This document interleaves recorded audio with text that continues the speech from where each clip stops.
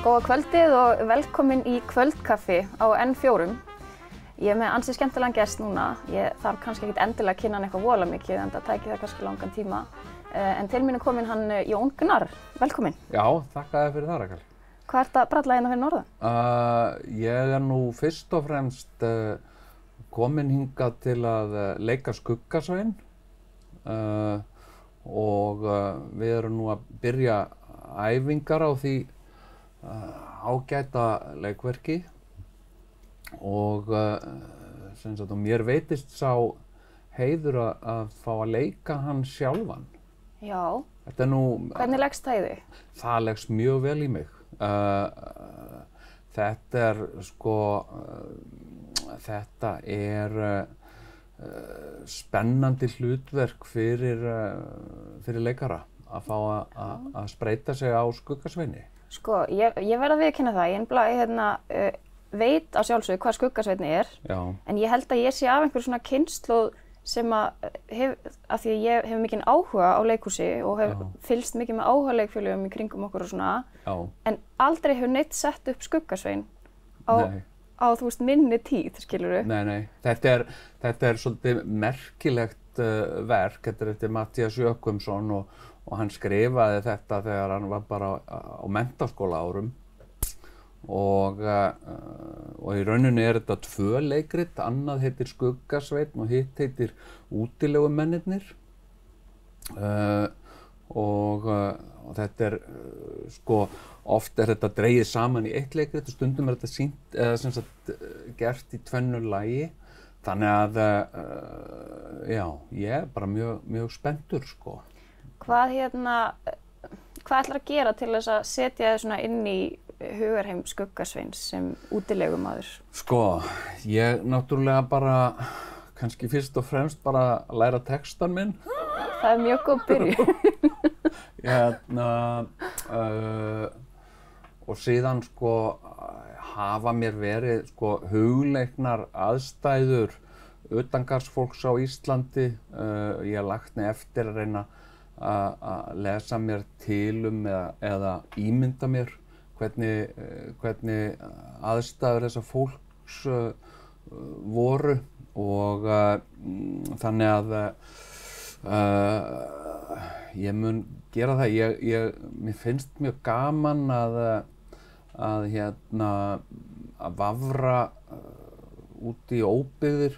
Ég á hund og okkur finnst gaman að vafra eitthvað svona.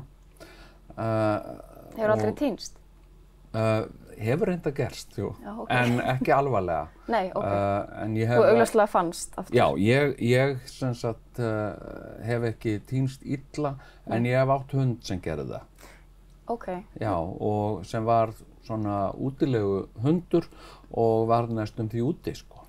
Eins og margt af þessu útilegu fólki, sko. Já, hvernig ætli það hafi verið að vera útilegumaður á Íslandi?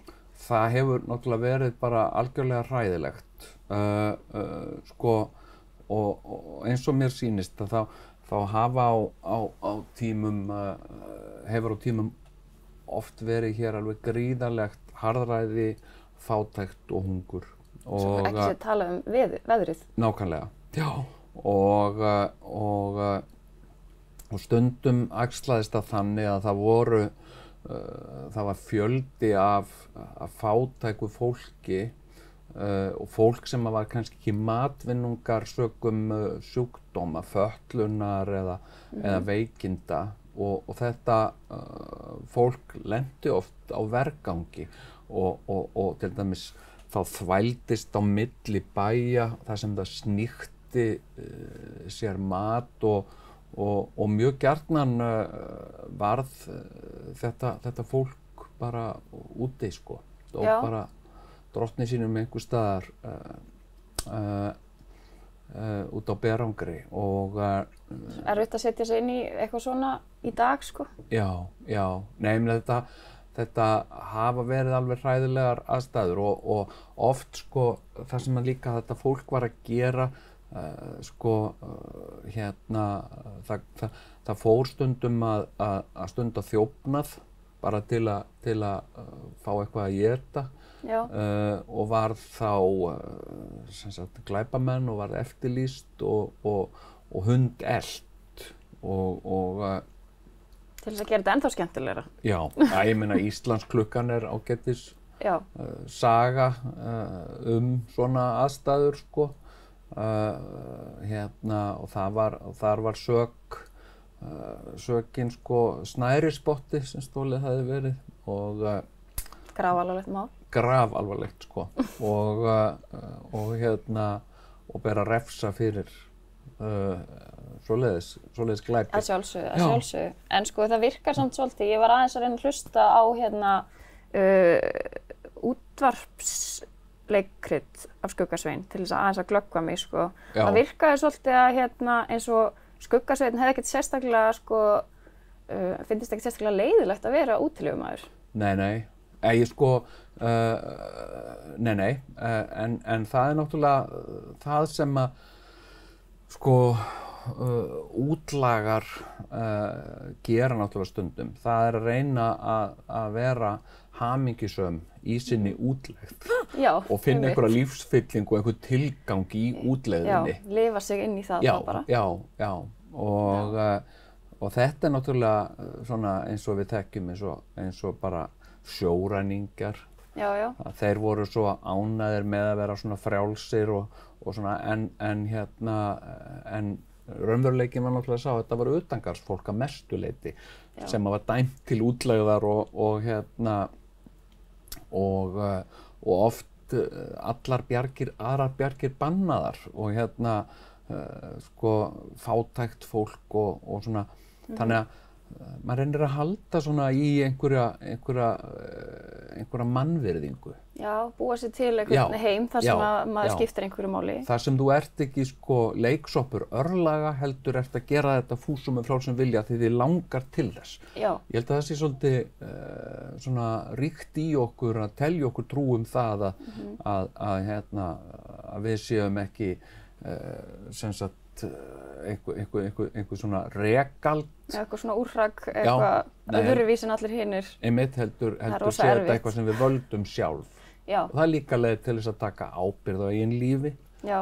Bara, þú veist, ég segja bara ég get ekkert öðrum kennt en sjálfur mér og þetta er það sem ég valdi mér og eitthvað svona. Þó það sé kannski ekki alveg alltaf þannig, sko. Nei, einmitt, bara vaknaður allt í einn daginn og varst allt öðruvísi en allir hinnir og fannst þið bara einhverja leið. Nei, það bara reyna að halda í eitthvað stolt.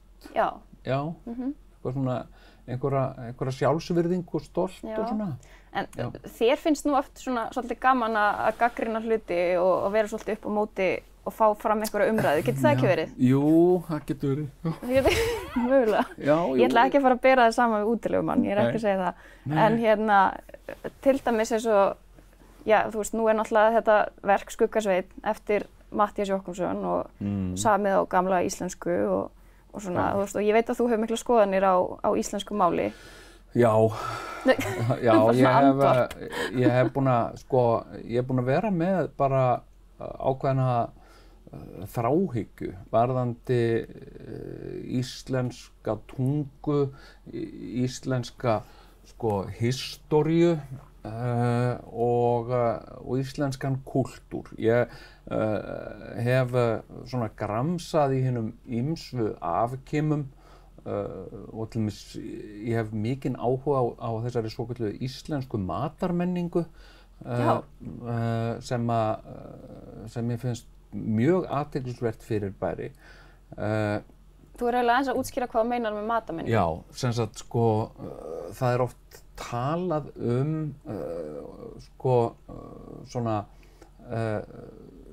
þetta tengist svolítið inn á ákveðna þjóðerniskennd að þú getir á einhvern hátt étið það í þig að vera Íslendingur.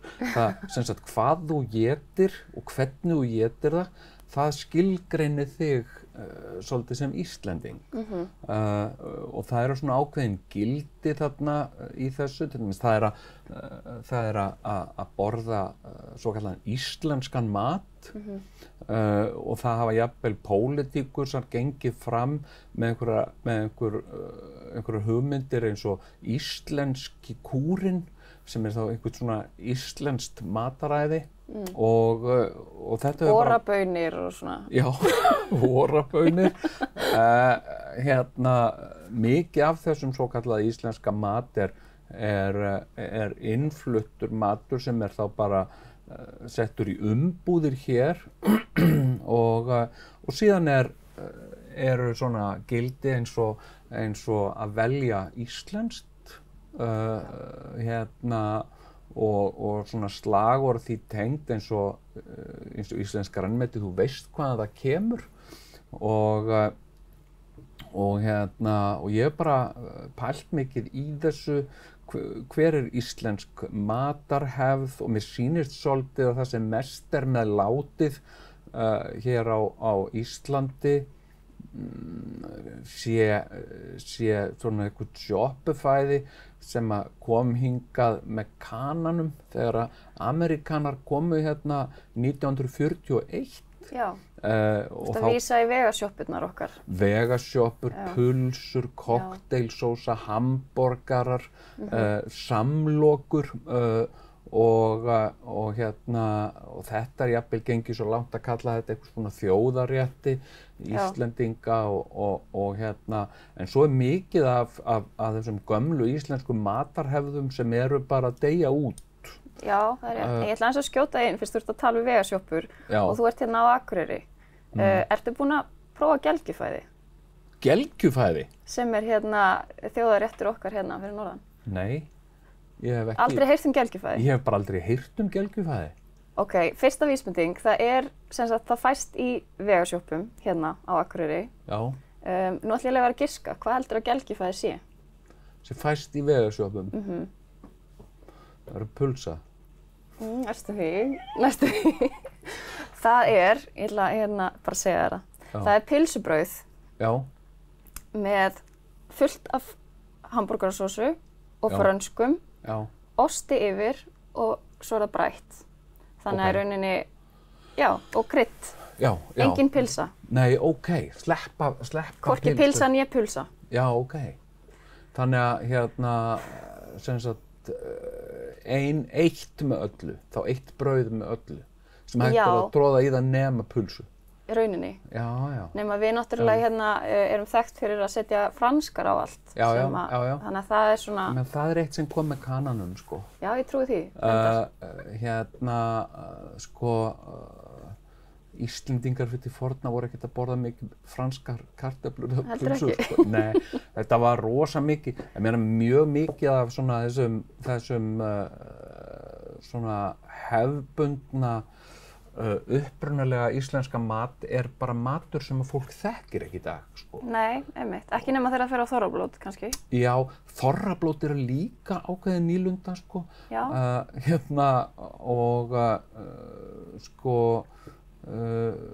Margt af þeim mat sem á boðstólum á þorrablótum svona ákveðnir hlutir af sem sagt fornum hefðum og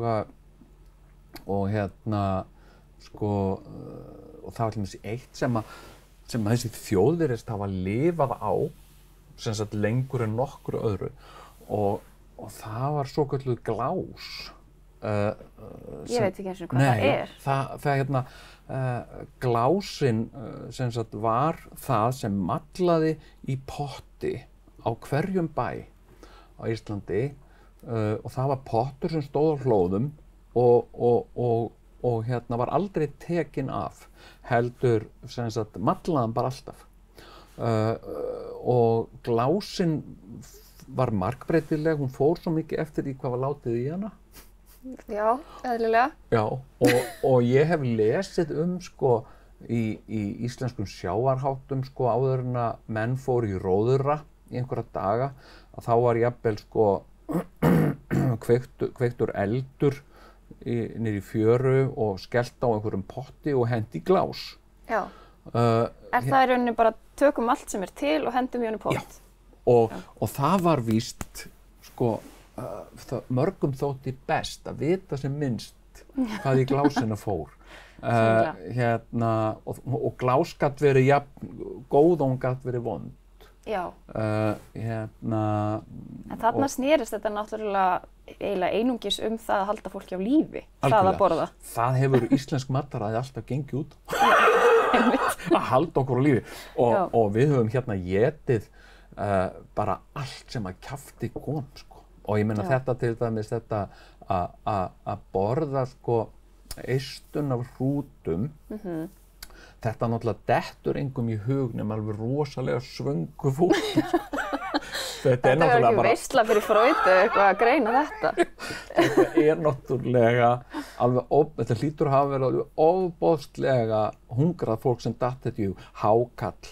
Hvað allir mörg hafi þurft að éta hákarl áður en að hann varð ekki, sko, áður en að... Það er alltaf stór hættur. Já. Fólk var í rauninni að leggja sig í smávegis hættu. Algjörlega. Til þess að borða þennan miður góða mat. Já. Þetta hefur tekið, sko, nokkrar tilraunir þar sem fólk hefur drepist eða veikst illilega. Áður en að þetta varð, sko, ætt. Þannig að þetta hefur náttúrulega verið alveg ofboðslega. Já, það var ekkert verið að gefast upp. Við ætlum að borða þetta. Já. Risastóra dýr, af því við getum náð í það. Já, og það er þarna. Við hljótum að geta étið þetta einhvern veginn. Já. Og hérna, þannig að... Sko reynda fyrirgjöf, en með eistun, sko, það samt, sko, lýsir einhvers konar pælingu. Þú veist, af hverju var ekki bara borðað pungurinn líka? Já, nákvæmlega. Það var, nei, skerum þetta upp og sækjum eistun, borðum þau en hendum pungnum. Já, ég meina... Þannig að það var allavega einhver pæling þarna. Já, ég held að, sko, við vorum líka miklu meira hundafólk heldur en að við gerum okkur grein fyrir. Hundar gegndu alveg gríðarlega mikilvægu hlutverki á Íslandi og alveg frá því að land byggðist og það var jafnvel sagt að, sko, hundar væru taldir verðmætari en börn sem sagt á bæjum. Meira gagn af þeim í rauninni. Já, og bændur myndu fyrr svelta börnin sín en hundana sína. Og það var mikil hundarækt og hundar voru seldir úr landi og það var svona business, bara eins og við ímyndum okkur í kringum íslenska hestinn til dæmis. Já. Það var svona hundabusiness. Já. Hérna og... Það er nú reynda búið að vekja það upp aftur. Nú eru allir Íslendingar óðir í hunda. Já, við erum svolítið að ná, eftir að sullaveiki kom upp á Íslandi. Sullaveikin, hundum var ranglega kennt hana. Bara alveg svo Kínverjanum sem borðaði leðurblöku. Kennt COVID. Þeim var bara kennt þetta og hundar voru bannaðir mjög víða á Íslandi og þessu sullaveiki var útrýmt hérna á 19. öld en hundar fengu á sig svolítið óorð á Íslandi eftir þetta. Sem er mjög ósanngjarnt vegna þess að hundar eru ennþá að gegna alveg gríðarlega mikilvægu hlutverki í íslensku samfélagi. Hundar til dæmis eru ómetanlegir, til dæmis þegar eitthvað okkar týnist, þá fara af stað leitaflokkar gjarnan með hunda vegna þess að hundar eru góðir í að finna fólk. Jafnvel þegar að það er hulið snjó. Einmitt. Og við notum hunda á öllum bæjum að reka rollur og halda rollum ákveðnum stöðum og frástöðum. Já, svo við þurfum ekki að fara að sækja þér sjálf. Nákvæmlega. Sem er náttúrulega mjög leiðinlegt. Og ég til dæmis ég man eftir ég var í sveit fyrir vestan í Geiradal og bóndinn hann ræktaði fjárhundakyn og þetta voru hundar sem hægt var að tala við. Hann sendi þá stundum 2 og 3 einhvern lengst upp í fjall til að ná í eina rollu og reka hann á einhvern ákveðinn stað og hann sagði við þá farið þarna upp yfir og hún á ekki að vera þarna. Nei. Og rekið hana eitthvað. Og þetta er eitthvað sem maður getur ekki fengið barn til þess að gera? Nákvæmlega. Það er mjög illa, ég menna þau hlaupa miklu hægar, sko. Já, einmitt. Þau með litla fætur og hlaupa hægar. og Gjörsamlega tilgangslaus. Já, en svo stóð hann oft niður á túnni og hrópaði á þá skipanir og þetta var sjónarspil að fylgjast með hvað þetta voru frábæru hundar. Mér hefur oft þótt mjög komist að fylgjast með bændum öskra á hundana sína. Það getur verið mjög skemmtilegt. Sérstaklega þeir eru ekki að hlýða, sko. Já, þetta er alveg frábært. Þetta var bara eins og besta sjónvarpsefni, sko. Já. Þetta var bara bein útsending, þetta sátu við krakkarnir bara koma okkur vel fyrir og fylgdumst með þessu, sko. Já, sko ég ætla að nota tækifærið af því að við erum að tala um hunda og bein afleiðing og þegar maður hugsa um ketti. Já. Er það ekki? Þú veist. En bara málana hérna á Akureyri núna, fyrst við erum nú að ræða þetta, er náttúrulega lausaganga katta. Ert þú með einhverja skoðanir á þessu? Já, mér finnst þetta mjög skemmtilegt, mér finnst þetta alveg frábært. Sko, mér finnst náttúrulega varðandi dýrahald í þéttbýli, þá finnst mér að það eigi að gilda um það einhverjar reglur. Og okkur finnst eðlilegt að það gildi ákveðnar reglur um hundahald og mér finnst ekkert óeðlilegt að það gildi einhverjar svipaðar reglur um kattahald. Nei, fólk er mjög reitt út af þessu. Sko, þetta er náttúrulega bara, kettir eru gjarnan til stór vandræða, til dæmis gagnvart smáfuglum, sko. Já. Sko, ég var alltaf að fylgjast með í garðinum hjá mér í Vesturbænum, sko, það var svartþröstur sem verpti í garðinum hjá mér og það var ég er með svona klifurplöntu sem heitir skógartoppur og svartþrösturinn var búinn að gera sér hreiður í skógartoppinn. En huggulegt? Já, virkilega huggulegt og svo voru komin þarna ungar í hreiðrið og ég var svona að fylgjast með þessu og svo sá ég að kettirnir voru byrjaðir að koma og sko stórir og stæðilegi kettir, sko, með, sko, bjöllufargan, þetta var bara eins og jólalestin, sko. Nema þetta voru gráðugir kettir en ekki jólasveinar og kókbíllinn. Og hvaða máli skiptir það óflega unga í hreiðri hvort að kettir eru með bjöllur, skilur? Já, ég held að forðið sér ekkert mikið. Nei, og endanum, sem sagt, ég var nú ekki vitni að því að gerðist örugglega um einhverja nótt, þá var búið að steypa þessu hreiðri og ungarnir, sem sagt, það voru einhverjir 2-3 ungar lausir í garðinum og það var ekkert sem ég gat gert til að bjarga og foreldrarnir voru bara að láta sig hverfa, sko, ég veit ekki hvað, ég sá þau aldrei framar, sko. Nei. Mér finnst þetta svolítið sorglegt og mér finnst allt í lagi, þú veist, að koma með einhverjar tillögur einhvers konar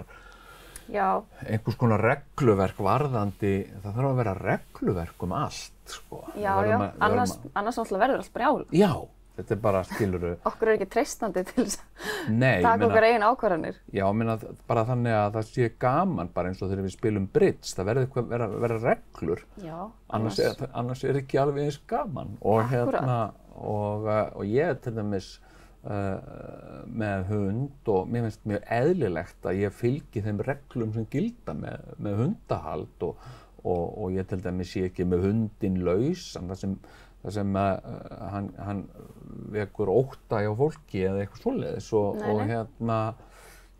og ég þríf upp eftir hann skítinn og svona, mér finnst það eðlilegt. Mér finnst ekkert óeðlilegt að fólk þrífi upp skít eftir ketti líka, sko. Nei, ég held að það sé alveg rétt hjá þér. Ég held að fólk ætti bara að fara að þrífa upp skít eftir kettina sína.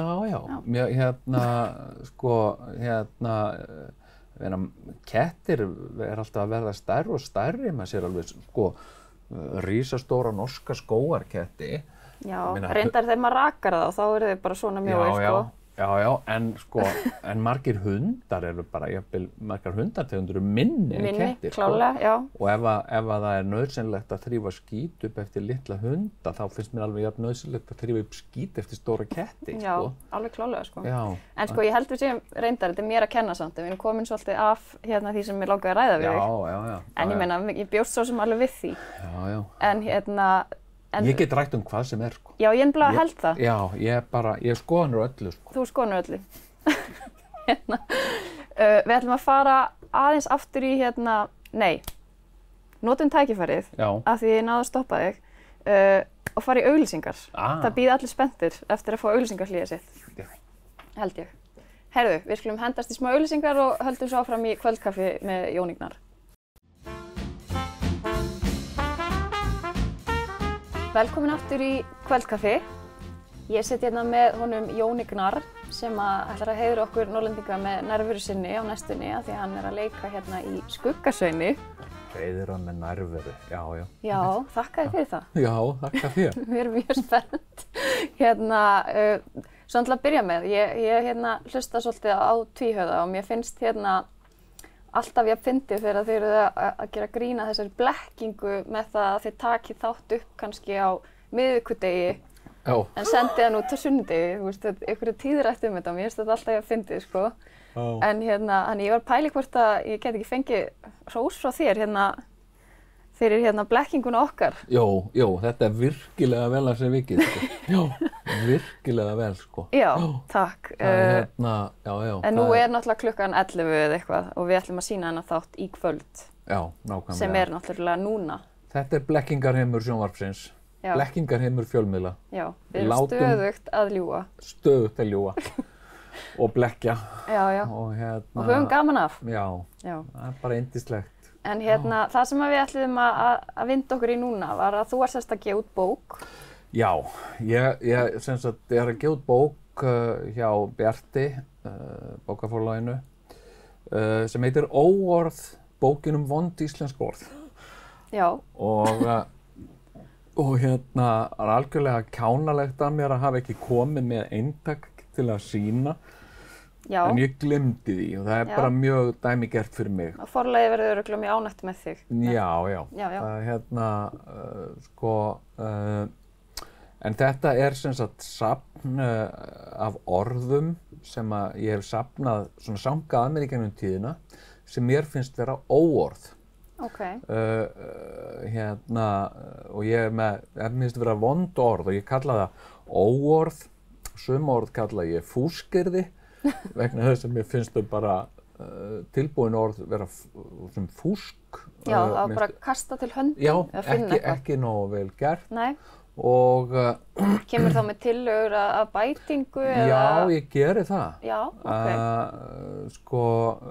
Mér finnst svona ákveðni gallar á svona aðferðafræðinni sem við notum við að búa til orð og mér finnst mikil vinna lögð í það að búa til óþarfa orð sem að þarf ekki að búa til og þú ert nú gömul fótboltakona.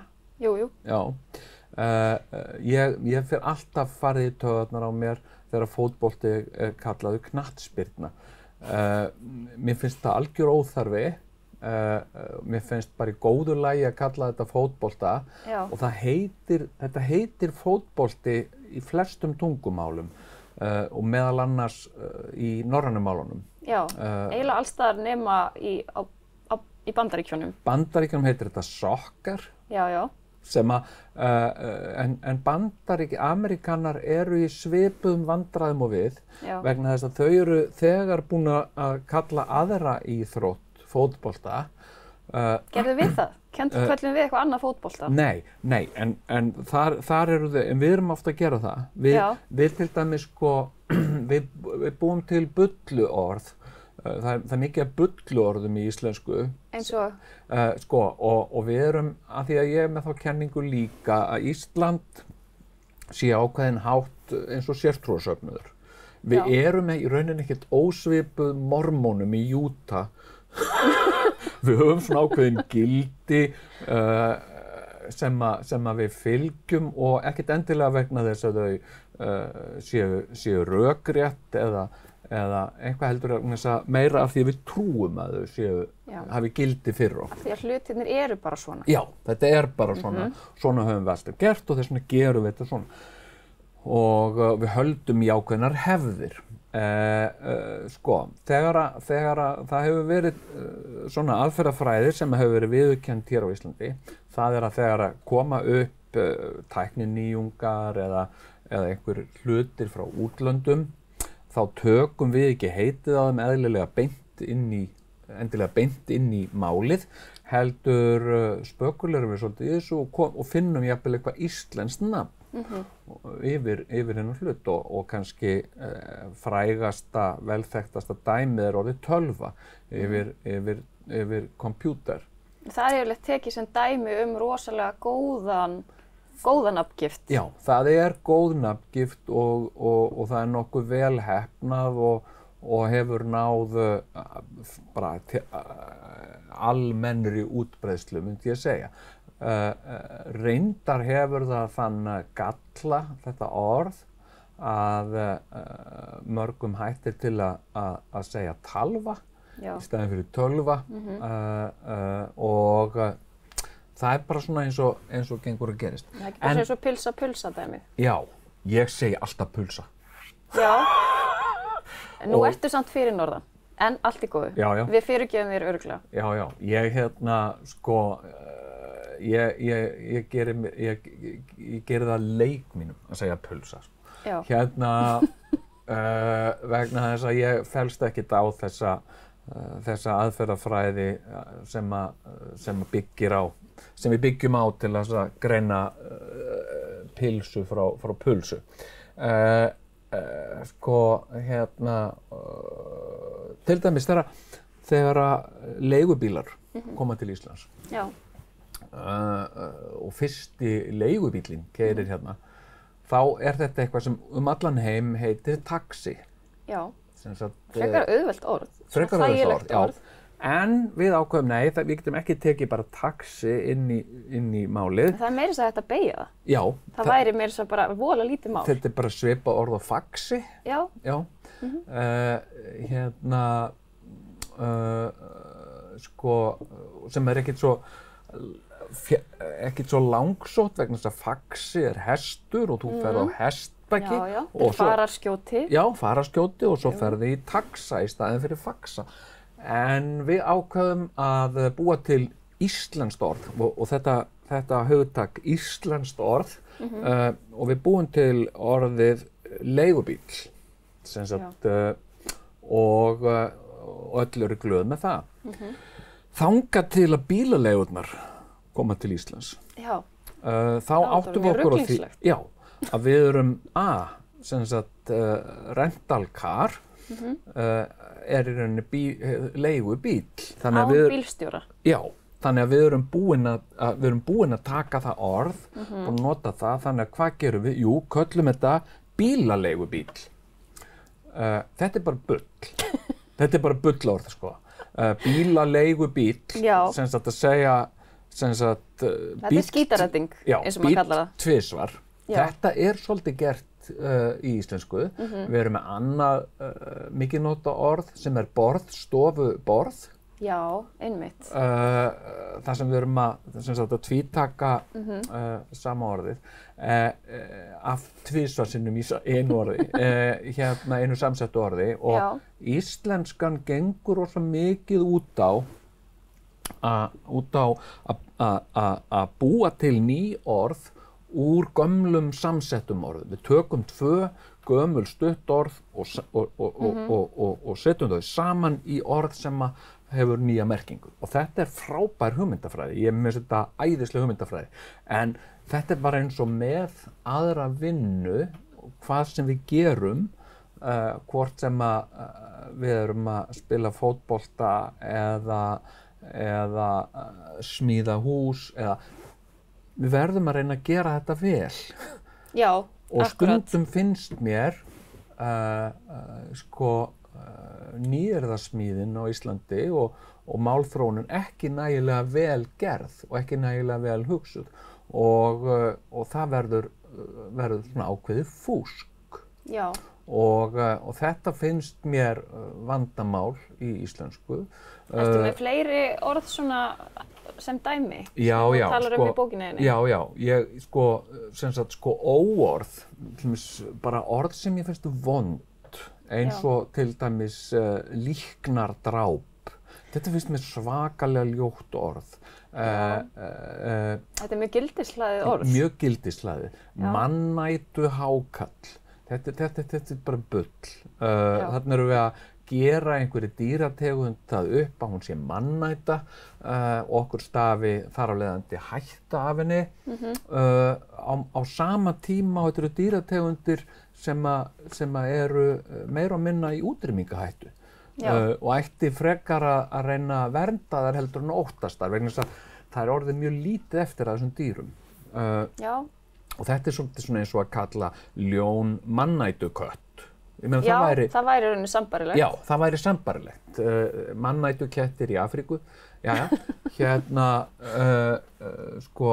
og síðan finnst mér annað varðandi íslenskuna og mér finnst íslenskan standa á ákveðnum tímamótum núna vegna þess að íslenskt samfélag er meira og meira að verða fjölmenningarsamfélag. Og síðan stöndum við frammi fyrir því bara í fyrsta skipti í sögu landsins að hér er að verða umtalsverður túrismi. Hér er að koma mikið af ferðafólki og ég segi ferðafólk en ekki ferðamenn vegna þess að það finnst mér annar galli á íslenskunni. Mér finnst hún of karllæg. Já, ég sammála þér. Já, og þetta kalla ég kynvanda íslenskunnar vegna þess að við segjum mjög gjarnan að eitthvað menn og en svo kemur alltaf einhverja en konur eru líka menn. Já, en það er samt ekki alveg þannig. Sumar konur vilja til dæmis ekki vera menn. Þær vilja bara vera konur og vilja fá til dæmis að titla sig ekki maður heldur kona. Já, við erum farin að þú veist, þegar maður er að taka viðtal við fólk, maður er alveg farin að spyrja að því sérstaklega. Já. Viltu að ég titli þig listakona eða listamaður? Og ég hef alveg oft velt þessu fyrir mér, vil ég vera dagskrárgerðar kona eða dagskrárgerðar maður? Já, nákvæmlega. Þetta er alveg svona eitthvað sem að sumum finnst rosalega mikilvægt og öðrum er skítsama. Algjörlega. Þannig að það er allur gangur á þessu og þegar við segjum, konur eru líka menn, þá er það rétt en líka rangt. Það er ekki alveg algjörlega rétt.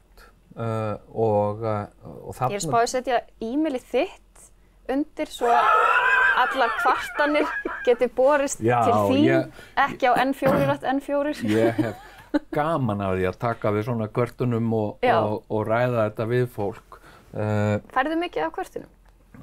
Já, svona í gegnum tíðina, en það nú, fólk er ekki mikið að vinda sér upp að mér í dag, það gerði það náttúrulega þegar ég var borgarstjóri í Reykjavík, þá fékk ég mikið af kvörtunum og þá þurfti ég líka að sitja undir þeim. Var það þá varðandi einhver svona pólitísk mál eða varðandi það að þú varst að gera eitthvað allt annað? Hvað sem er. Fólk gat kvartað yfir málfari mínu eða störfum eða eitthvað, en í dag getur það ekki vegna þess að ég segi, ég bara nenni ekki að hlusta á svona tuð og ég get sagt það í dag, en og síðan, sem sagt, íslenskan er of karllæg, við notum orð eins og margir segja þetta sé svona eða hins einn. Og þegar við ættum frekar að segja mörg segja, af því við erum að tala bæði menn og konur. Og þegar við tölum menn og konur þá eigum við að segja mörg. Við tölum gjarnan, sem sagt við karlgerum stofnanir, eins og Landspítalann, við segjum þeir á Landspítalanum segja að þetta sé svona hins einn. En samt vitum við að meirihluti starfsfólks á Landspítalanum eru konur, 80% af starfsfólki. En þetta er náttúrulega ekki tungumálun að kenna, þetta er í rauninni þjóðfélaginu að kenna. Þetta er svolítið... Þetta er samfélagslegt vandamál. Já, þetta er samfélagslegt vandamál og ég er eins og mörg að reyna að venja mig á að sko inklúdera bæði kyn þegar ég tala stóra hópa af fólki og segja mörg, þau á Landspítalanum segja, mér finnst það sanngjarnar að segja þau, ég gæti sko það væri réttara að segja þær á Landspítalanum segja þetta sé svona hins einn heldur en þeir á Landspítalanum en sanngjarnast er náttúrulega bara að segja þau. Já. Og nú náttúrulega líka ekki bara karl og kvenkyn til lengur, nú náttúrulega alls konar. Síðan eru sko ný kyn og sko og fleiri kyn að verða til og þannig að mér finnst brýn nauðsyn að bæta úr þessu vegna þess að svona til framtíðar þá finnst mér við þurfa að bæta úr þessu. Síðan mikið af orðum til dæmis sko oft hefur mikil áhersla verið lögð á nýyrði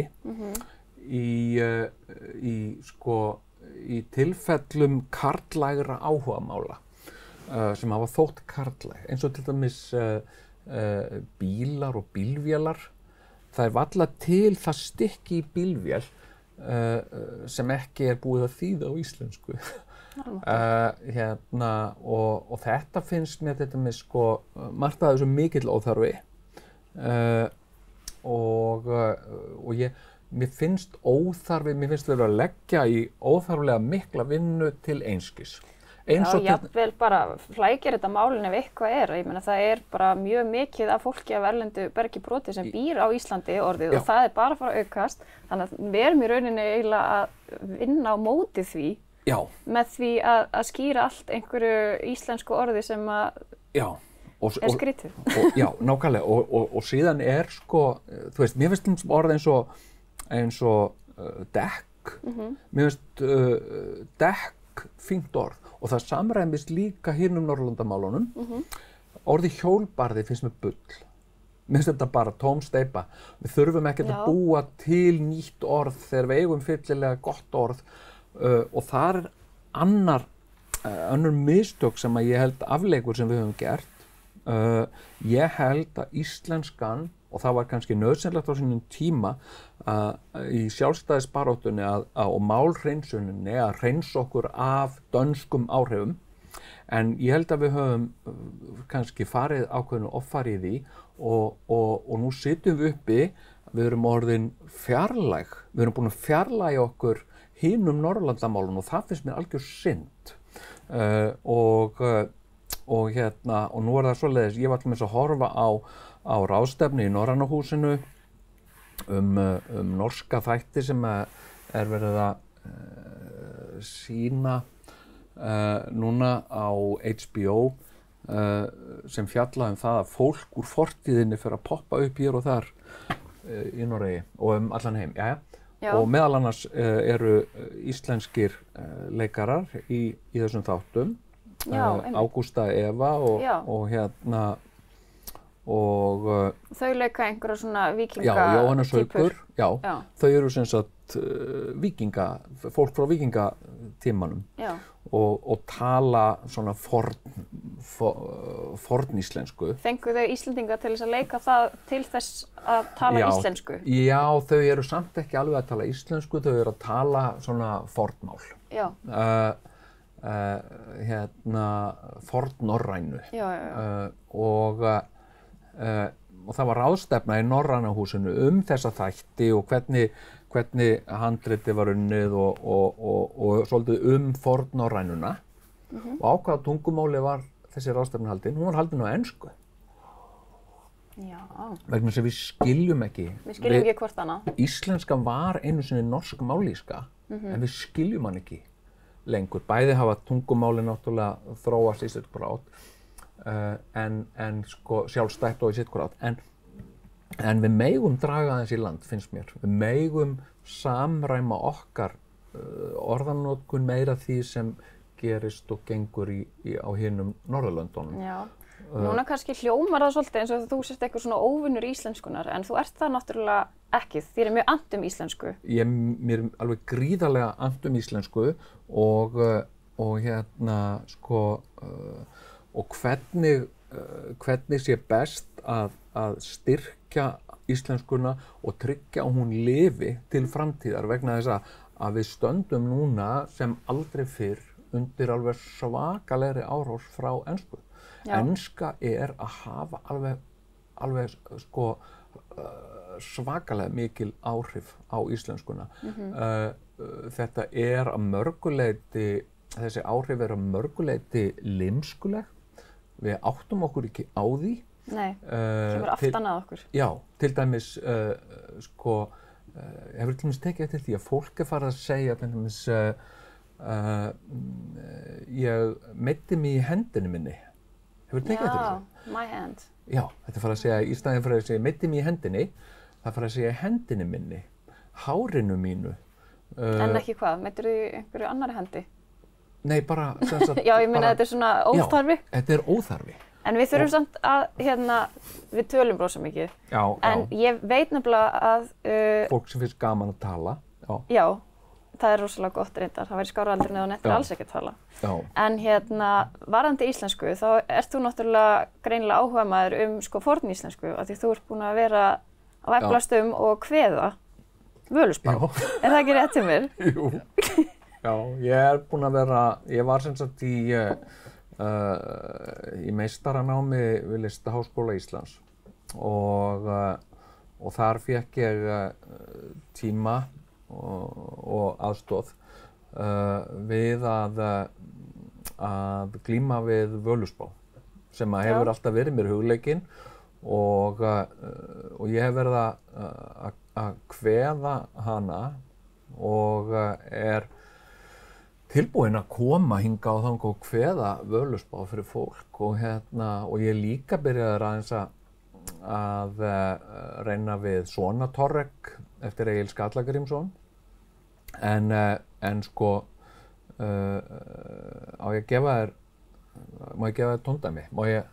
Sko, já, það væri bara sannur heiður. Já. Þekkirðu Völuspá eitthvað?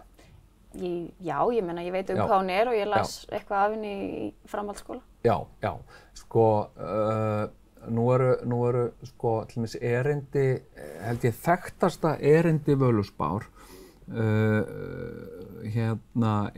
erindið bræður munu berjast og að bönum verða, munu systrungar sifjum spilla, hart í heimi, hórdómur mikill, skeggöld, skálmöld, skildir eru klofnir, vindöld, vargöld, áður veröld steypist, mun engi maður öðrum þyrma.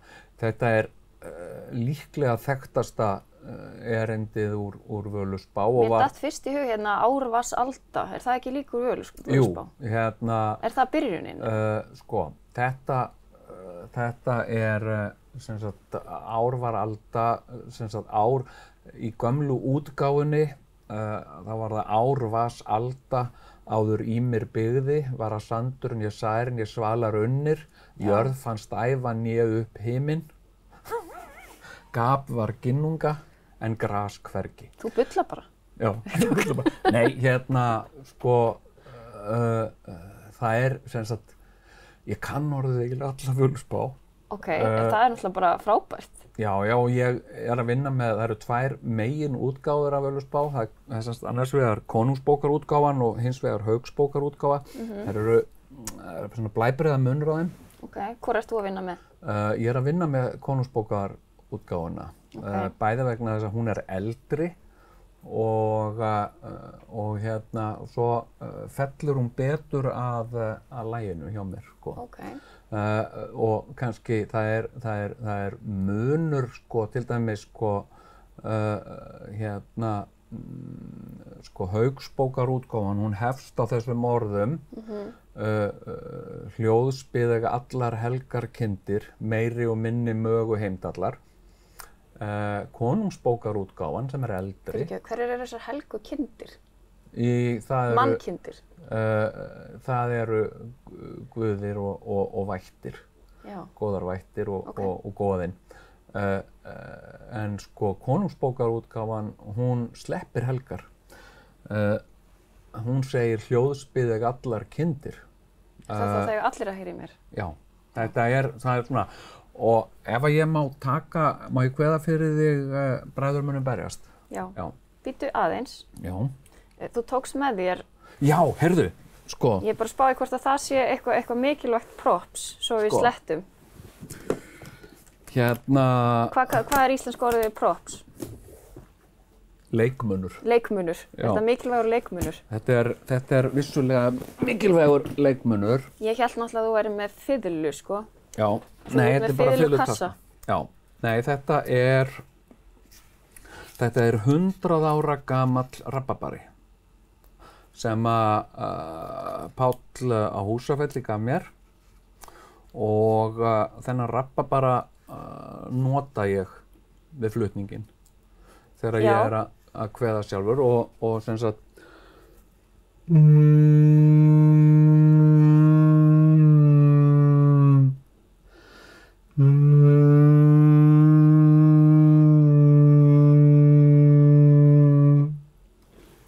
Vá. Skil flott? Þetta er bara magnað. Já.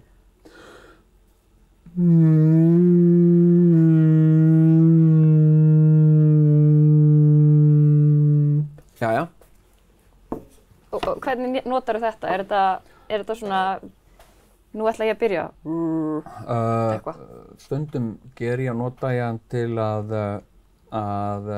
svona helga rýmið. Byrja aðeins að líka aðeins svona slá fólk út af laginu. Já, svona setja stemninguna. Já. Var þetta notað til þess að blása svona í fyrir 100 árum? Mjög líklega, já. Nú hefur lítið sem ekkert varðveist af hljóðfærum frá víkingatímabilinu nema kannski lúr sem er svona bronslúðrar sem hafa fundist í Skandinavíu en ekki er ólíklegt að við höfum notast við svona hljóðfæri og eins og Páll hefur verið að vinna sjálfur með eins og að gera tóna úr steinum, búið til steinhörpur og svona og það er ekki ólíklegt að við Íslendingar höfum unnið með einhver svona hljóðfæri. Þetta gæti líka bara hafa verið eitthvað svona til þess að kalla alla inn í mat, sko. Algjörlega. Þetta er bara, ég meina, hefði ég verið uppi fyrir 1000 árum, þá hefði ég ekki haft nokkra einustu ástæðu til að spila ekki á þetta. Nei, ég meina, hvað annað ættir að gera? Ég hefði fengið að éta, ég hefði komið mætt og samkomur og blásin okkur sinnum í lúðurinn minn og lúðurinn gegnir stóru hlutverki í goðafræðinni.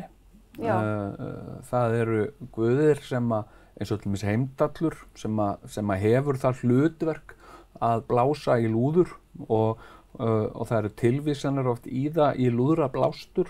En hann gerir það aldrei að tilgangslausu, er það nokkuð? Er ekki alltaf einhver tilgangur með því? Já, hann blæs í lúðurinn til að láta aðra vita að það sé eitthvað í uppsiglingu, vara fólk við. Þetta er svona aðvörunarkerfi guðanna. En þú ætlar að kveða? Já, ég ætla að taka erindið Bræður munu berjast og síðan ætla ég að taka annað þekkt erindi sem er Geir nú garmur mjög fyrir Gnipahelli. Þetta eru 2 erindi sem ég ætla að kveða fyrir þig og fyrir ykkur. Já, takk. Ég ætla bara að kveðja þáttinn af því við ætlum að enda þáttinn á þessu tónlistaratriði. Já, takk. Þakka ykkur kærlega fyrir að horfa, gaman að vera með ykkur og við ljúkum þættinum á tóndæmi. Völuspá, Jón Gnarr, gjörðu svo vel. Bræður munu berjast og að bönum verða, munu systrungar syfjum spilla. Hart er í heimi hórdómur mikill, skeggöld skálmöld skildir eru klofnir, Vindöld var göld áður veröld steypist, mun engi maður öðrum þyrma. Og geir nú garmur mjög fyrir gnipa helli festir mun slitna en freki renna.